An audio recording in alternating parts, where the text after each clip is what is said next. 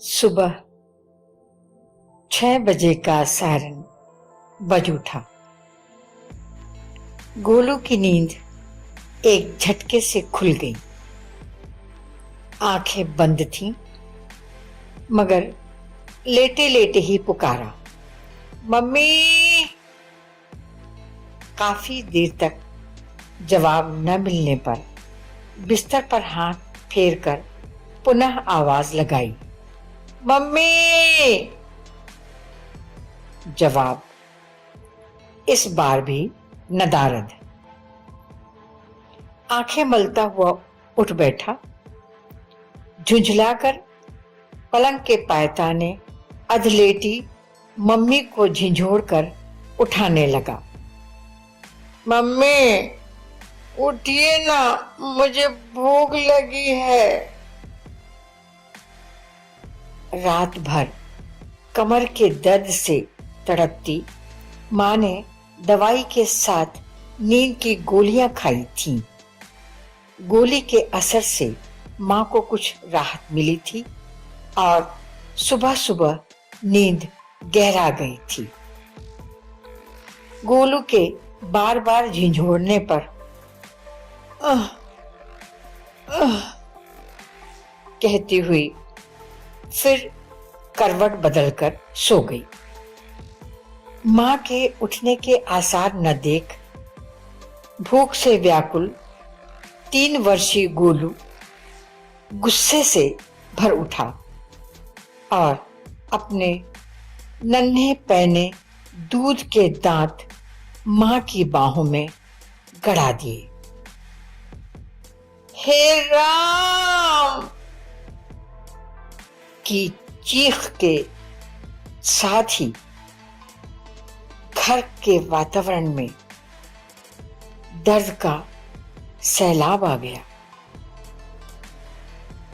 डरकर गोलू ने तेजी से बाहों पर से अपना मुंह हटा दिया, मगर उसके दांतों पर चमकते लहू ने उसके भोले चेहरे को डरावना बना दिया।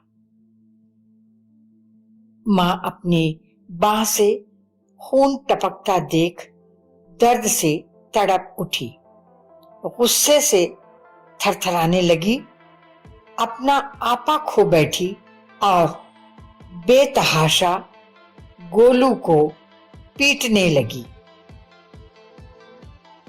यह रोना धोना, चीखना चिल्लाना, डांट फटकार एक दिन का नहीं, रोज का किस्सा था। पड़ोस में आए अरोरा दंपति का बेटा गोलू हर रोज अपनी नई नई हरकतों से कोई ना कोई नया गुल जरूर खिलाता। दिन ब दिन बढ़ती हुई उसकी बेजा और तकलीफ दे हरकतों ने माँ बाप के साथ पड़ोसियों के भी नाक में दम कर रखा था।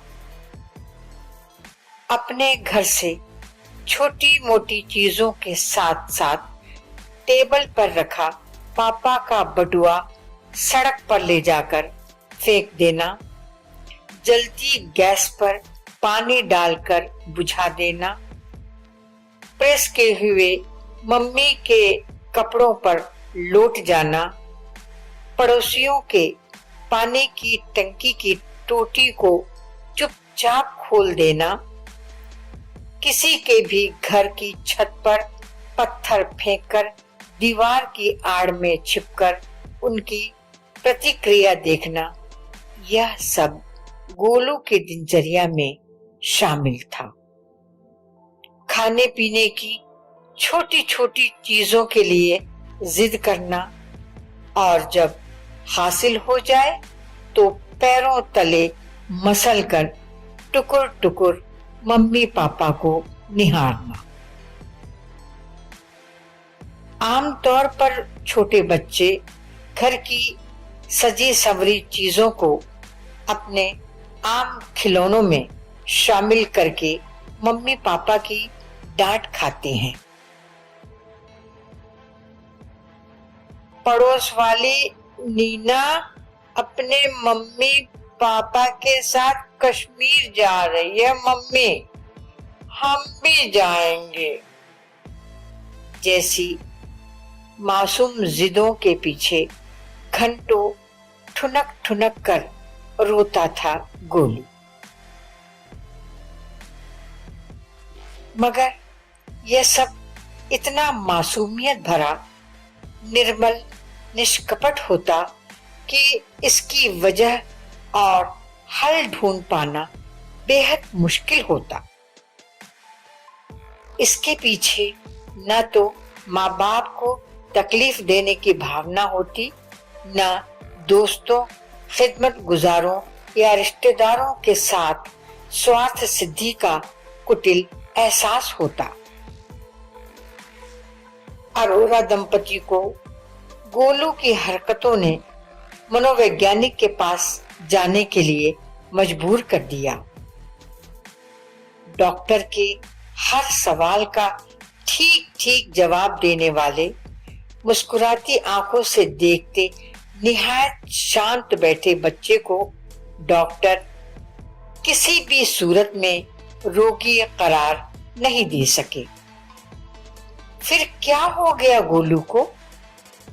क्यों करता है वो ऐसी शरारतें, ऐसा अमानवीय व्यवहार?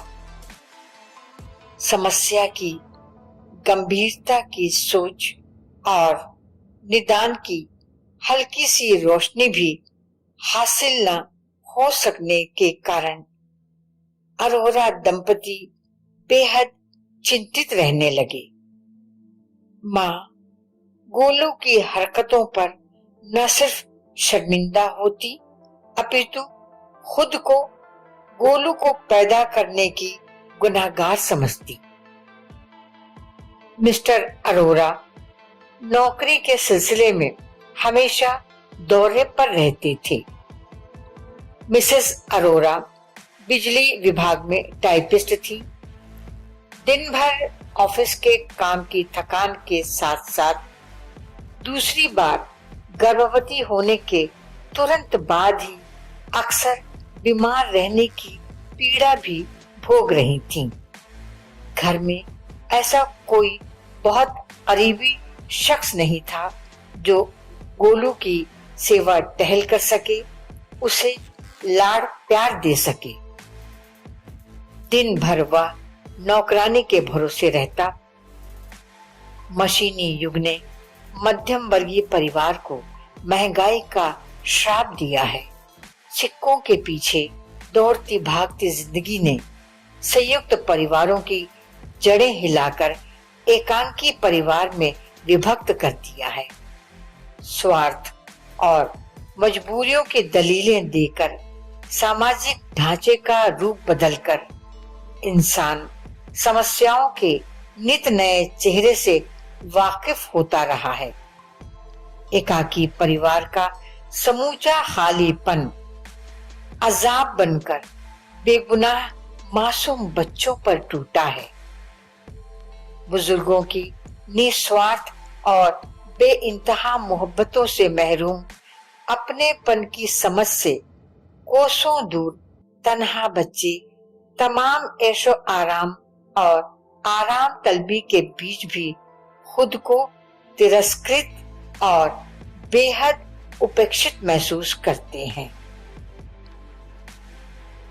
मिसेस अरोरा खुद अपनी मानसिक और शारीरिक कमजोरियों से परेशान गोलू के प्रति ईमानदारी से अपनी ममता के कर्तव्य को निभा नहीं पा रही थीं।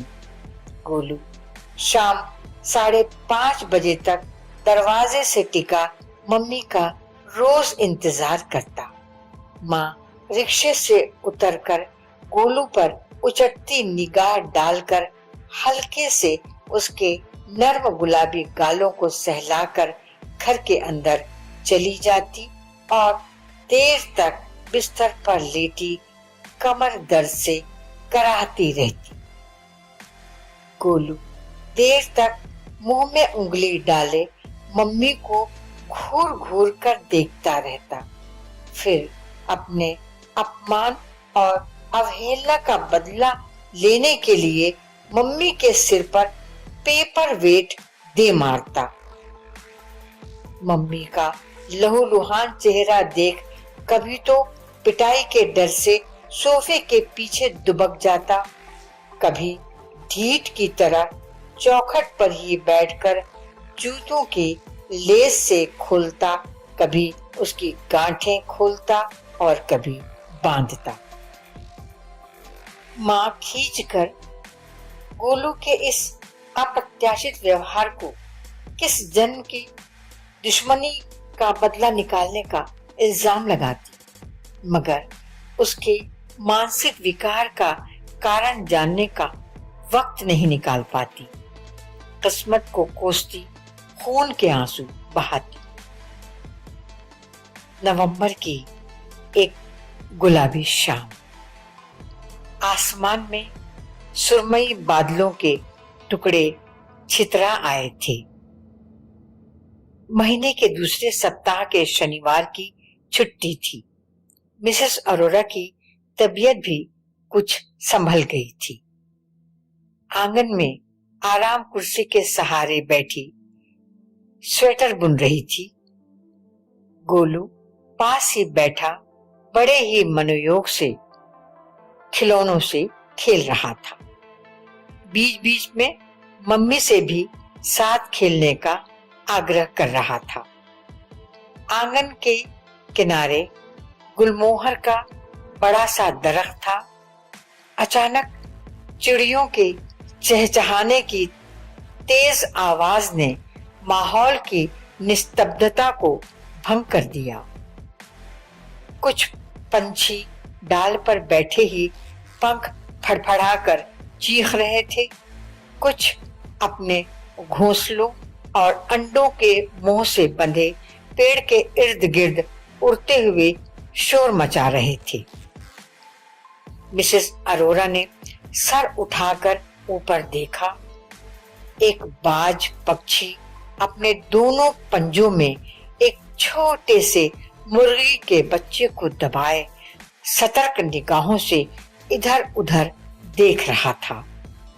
चूजा अपनी आजादी के लिए फड़फड़ाकर बचने की असफल चेष्टा कर रहा था। खुदा का करिश्मा, अचानक बाज के पंजों की पकड़ से छूटकर वह निरीह चूजा ठीक गोलू के पैर के पास आकर गिर पड़ा और बुरी तरह से छटपटाने लगा। गोलू तटस्थ भाव से उसे जिंदगी और मौत के बीच लड़ाई करते देखता रहा। रुई के धागे की तरह सफेद चूजे के नर्म रेशमी बालों पर कहीं कहीं बाज की क्रूरता के सबूत घाव भी बन गए थे। चूजा तड़प तड़प कर ची ची ची कर रहा था। बाज के दोबारा झपटा मारने के पूर्व ही मिसेस अरोरा चूजे को उठाकर तेजी से कमरे के अंदर भागी। गोलू खेल छोड़कर आहिस्ता आहिस्ता चलता हुआ आश्चर्यचकित सा दरवाजे की ओर से चूजे के साथ मां के बर्ताव को देखने लगा। जो कुछ भी हुआ उसे न समझ पाने का भाव उसकी बड़ी बड़ी आंखों में तैर रहा था। चेहरे पर कौतूहल और जिज्ञासा का भाव भी विद्यमान था।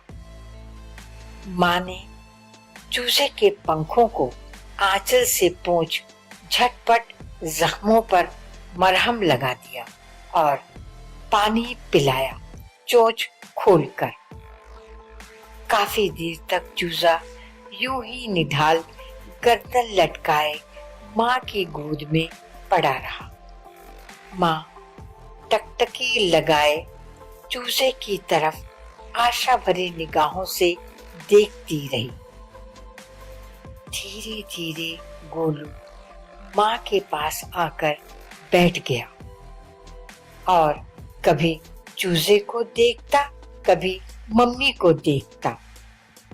रात गहराने लगी थी। सर्द हवा का आवारा झोंका खिड़की के रास्ते कमरे में आ घुसा। कमरा बेहद ठंडा हो गया।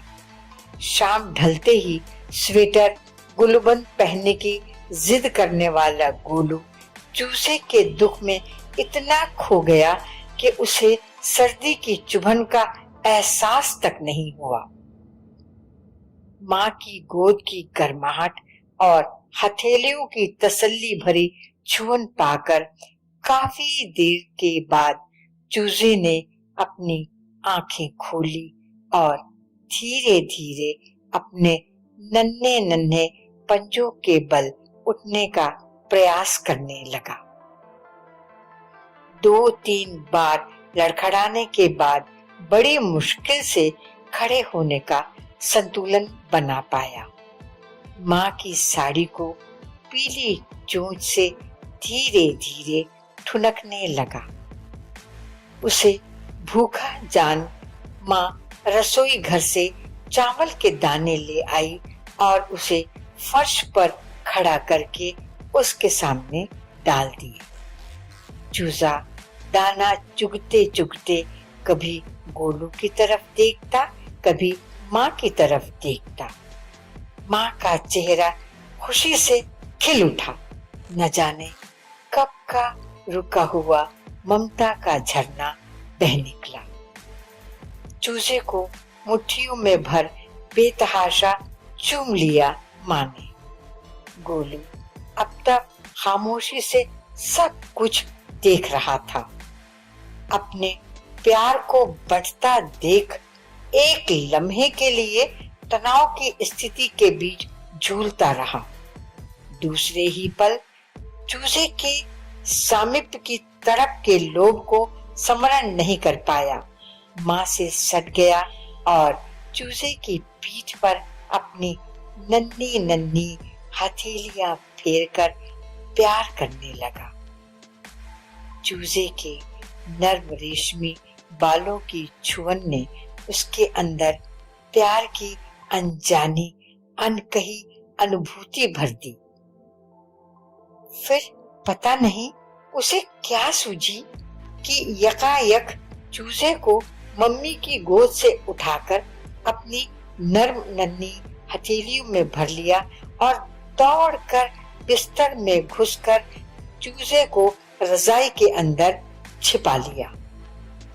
मिसेस अरोरा अवाक, विस्मित सी अपलक उसे देखती रही। मम्मी, इसका क्या नाम है?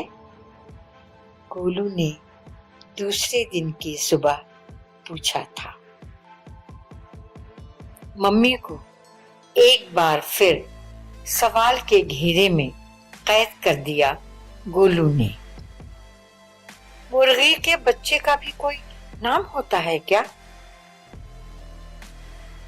पर जिद्दी गोलू के सवाल का जवाब भी तो देना जरूरी था। क्या है? उसकी बाल सुलभ जिज्ञासा को कम करने के लिए जरा देर सोचने का अभिनय करके फिर सहज ही बोली,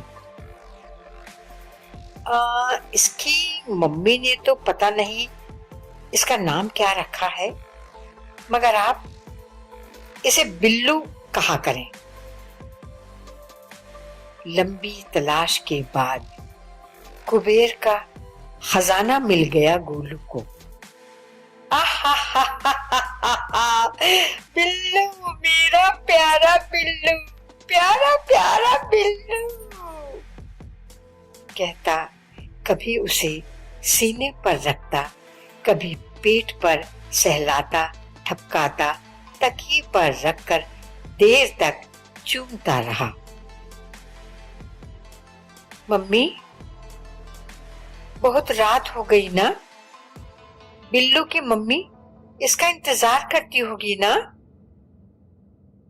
रात को गोलू ने पूछा था। सब्जी छोंकते हुए बघार के साथ छन्न से ये सवाल दिमाग में कौंधा। गोलू को किसी की फिक्र भी हो सकती है, किसी की चिंता। गोलू के व्यवहार में पहले कभी तो न देखा न सुना, अचानक ये तब्दीली कैसे और क्यों हो गई। कल मोहल्ले में इसकी मम्मी की तलाश करके इसे उसके पास पहुंचा देंगे, ठीक है ना बेटा। मुद्दतों रेगिस्तान में पानी की तलाश में भटकते मुसाफिर को अचानक चश्मा नजर आ जाए, मगर पानी को हथेलियों में लेने से पहले ही तेज आंधी चश्मे को ढक दे, उसका नामो निशान मिटा दे, उस वक्त उसकी जो तड़प होगी, बिल्कुल उसी स्थिति में गोलू चीखा, नहीं नहीं नहीं नहीं नहीं, बिल्कुल नहीं। चीखता हुआ पलंग से उतरकर माँ का आंचल खींच विक्षिप्त सा पैर पटक कर लोट लोट कर जोर जोर से रोने लगा। चूजे की माँ के प्रति चिंता और चूजे के प्रति असीम स्नेह ने गोलू के मन की किताब के नए पृष्ठ को खोल दिया। इसे कहीं नहीं भेजना मम्मी, इसे मेरे पास ही रहने देना मम्मी, मैं इसको कहीं नहीं जाने दूंगा मम्मी, मैं इसको कहीं नहीं जाने दूंगा। अच्छा बाबा अच्छा, कहकर गोलू को गोद में उठाकर प्यार किया माँ ने और चूजे के पास लेटाकर थपका दिया। कब का माँ से बिछड़ा हुआ बेटा आज अचानक मिल गया। ममता का सागर छलकने लगा। माँ की आंखों से आंसू छलक पड़े, खुशी के आंसू। गोलू के माथा, आंखें, ठोड़ी, गालों पर चुंबनों की झड़ी लगा दी माँ ने। गोलू ने अपनी एक हथेली चूजे की पीठ पर रख दी और माँ के सीने से चिपक न जाने कब नींद की आगोश में खो गया। दूसरे दिन का सूरज एक नया संदेश लेकर आया। गोलू की जिद, रोना धोना जादू के खेल की तरह छूमंतर हो गया। चूजा कुछ स्वस्थ हो गया था। गोलू उसकी चोंच के पास टूथ ब्रश ले जाकर कहता, ले बिल्लू, मुंह हाथ धो ले, नहीं तो मम्मी नाश्ता नहीं देगी, है ना मम्मी? चल जल्दी से नहा ले, नहीं तो मम्मी भगवान का प्रसाद नहीं देगी, है ना मम्मी? फिर माँ से कहता, देखो ना मम्मी, ये बिल्लू तो सुनता ही नहीं, मेरी बात का जवाब भी नहीं देता, ब्रश भी नहीं पकड़ता। कहते हुए रुआसा रुआसा सा हो जाता। माँ के समझाने पर कि मुर्गी के बच्चे हाथ मुंह नहीं धोते, नहाते भी नहीं, तो वह छट इसे गंदी आदत घोषित करता हुआ कहता, इसकी मम्मी कितनी गंदी है ना, मम्मी इसे कुछ भी नहीं सिखलाया, मेरी मम्मी तो कितनी अच्छी है, मुझे सब कुछ सिखलाती है। यह कहकर माँ की टांगों से लिपट जाता। फरिश्तों सी अद्भुत रोशनी और पवित्रता उसके चेहरे पर निखर आती।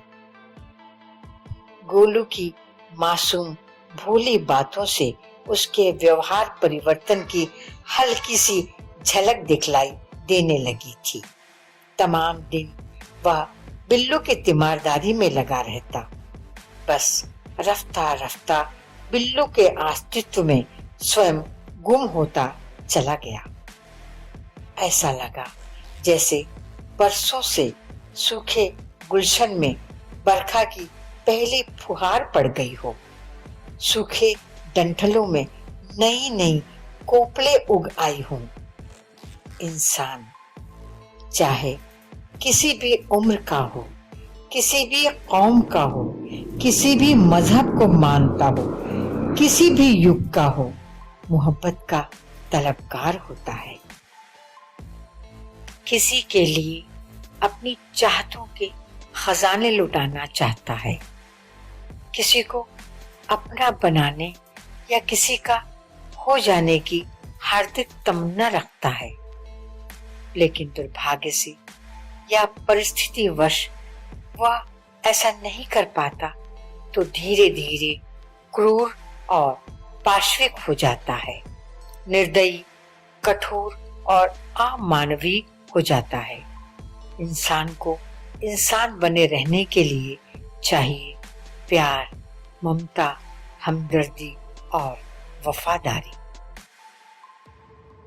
दिन, हफ्ते, महीने गुजर गए। बिल्लू के आने के बाद पड़ोसियों की नींद कभी भी गोलू के रोने से नहीं खुली। बिल्लू अब 6 महीने का बेहद सुंदर मुर्गा बन गया है। अब जब वह पंख फड़फड़ा के गर्दन ऊंची करके कुड़क्कू कुड़क्कू की आवाज से बांग देता है तो गोलू खुशी से नाचने लगता है। देखो मम्मी आया, देखो पापा, देखो मेरा गुल्लू, मेरा बिल्लू बोलने लगा, मम्मी बोलने लगा, देखो क्या करता है, कुड़क्कू कुड़क्कू कुड़क्कू। और उसकी आवाज की नकल कर पूरे घर में खुशी से दौड़ता फिरता है। बिल्लू की लाल कलगी और छोटी छोटी लाल दाढ़ी की अनोखी आभा गोलू की आंखों की ज्योति बन गई है। उसके सफेद चमकदार पंख और अर्ध चक्र बनाती परों के बोझ से झुकी पूंछ ने गोलू के जीवन को भी एक नया मोड़ दे दिया है। आज भी गोलू के नर्म पेट में चोंच घुसाकर सोता है बिल्लू। मुंह तो वह अब भी नहीं धोता। हाँ, गोलू उसे अपने साथ दिनों के खास अंतराल में टब में बिठाकर नहलाता है, रोएदार तौलिए से पोंछता बेहद खुश होता है। कभी बिल्लू उसकी कमीज की चमकदार बटनों को चोंच से ठुनकता, कभी गोलू की जांघों को पंजों से कुरेदता तो गोलू गुदगुदी लगने पर बेतहाशा हंस हंस कर दोहरा हो जाता है। बिल्लू गोलू की हथेली पर रखा दाना ही चुगता है और उसकी खाने की थाली के पास रखी कटोरी में से दाल चावल चुगकर गोलू के पहलू में सटकर बैठ जाता है। गोलू न अब अरोरा दंपति के लिए समस्या है, न पड़ोसियों के आंख की किरकिरी है। गोलू अब एक खुश मिजाज, हंसमुख, सौम्य और शालीन बच्चे के विशेषण से विभूषित है। मोहब्बत और हमदर्दी जैसी दौलत से महरूम रहकर भी इस स्वार्थी दुनिया में भला कौन जिंदा रह सकता है। ये मोहब्बत चाहे इंसान से मिले या बेज़बान परिंदे या जानवर से। मोहब्बत और नफरत की भाषा तो परिंदे और जानवर इंसान से ज्यादा समझते हैं। गोलू ने अपनी बीमार और नौकरी पेशा मम्मी की उपेक्षा और अवहेलना को बिल्लू के प्यार में भुला दिया। किसी से शिकवे शिकायत की बजाय जीने की राह खुद ही चुन ली। कितना आसान और खूबसूरत प्रैक्टिकल तरीका है जीने का। गोलू अब बिल्लू को गोद में उठाए दालान में खुशी से दोहरा होकर दौड़ता फिरता है, क्योंकि अब उसका नवजात भाई नीलू जो आ गया है उसके साथ खेलने के लिए। और आंगन का लाल लाल फूलों से लदा गुलमोहर का पेड़ भी हवा में झूमता गोलू की खुशी में शामिल हो जाता है।